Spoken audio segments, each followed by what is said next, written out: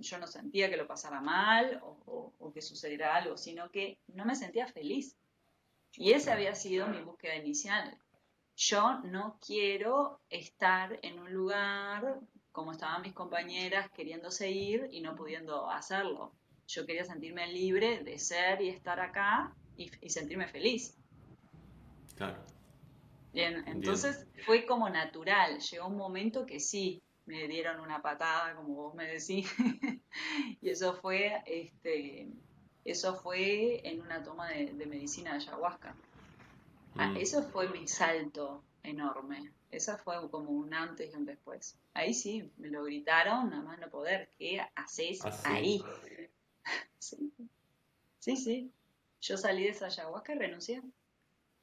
Fue claro. hace 5 años, fue un antes y un después. La primera vez que tomé ayahuasca. Chao. Por eso te digo que es como que tu alma sola te va poniendo las circunstancias, las personas, las situaciones para que se vaya dando en forma natural.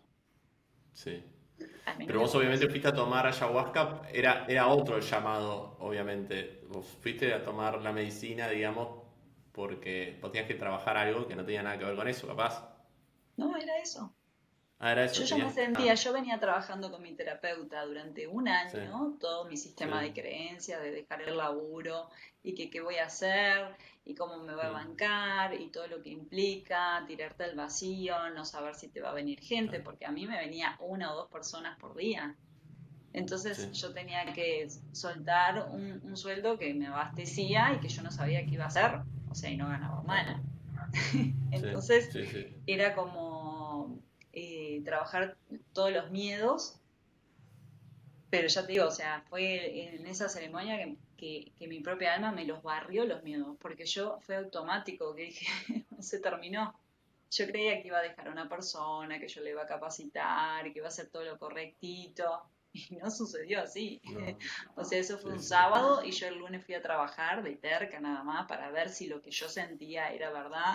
Cuando voy, llego a las 8 de la mañana, pronto el mate, prendo la compu, empiezo a laburar y empieza a caer gente. Empieza a caer gente y yo me empiezo a sentir mal, pero mal, mal, mal. Y yo tuve, esa semana estuve con mis guías, pero en la cabeza como muy fuerte y me decían, Mm, ¿ves cómo te sentís mal? ¿Ves cómo no podés estar acá? ¿Ves que nosotros te dijimos, sos terca, ¿por qué no dejás el lugar? Y no sé qué, y me hablaban, me hablaban, me hablaban, muy fuerte. mm. Entonces yo agarré la cartera, Diego, metí todas las cosas como si yo no volviera nunca más. Hice así, ¡pim! Mandé para adentro y me levanté y le digo a mi jefa, me voy. Y me dice, ¿qué te pasa, Mariana? Digo, no sé, me tengo que ir, me siento Wow. mal. Dice, ¿te pasa algo? No, no, ustedes quédense tranquilas. Vos dame una semana que yo te lo resuelvo, pero me siento mal. Pero no entendían nada ellas, lo que me pasaba. Entonces me fui y esperé a tener a mi terapeuta esa semana. Le digo, yo estaré quedando loca, eh, no sé qué me pasa, pero no quiero volver. Me dice, Fabi, hace un año que venimos laburando este tema, ¿ya estás lista? Y me acuerdo que ese día, sí, eso fue un sábado y el jueves me llamó mi jefa, Fabi, ¿qué te pasó? Te estamos esperando, ¿cómo nos vas a dejar? Toda todo Claro. eso. Y le digo, no vuelvo más. Digo, no puedo volver. No puedo, no puedo. Y era como que misma la ceremonia me había borrado toda esa, eh, ¿cómo te puedo decir? Como todos los miedos de saltar. Claro, yo tenía una certeza de que me tenía que ir y no sabía qué iba a hacer. La semana siguiente me llaman de un instituto para que empezara a dar clases. Un lugar que yo Es estaba que haciendo claro. un curso de gemas.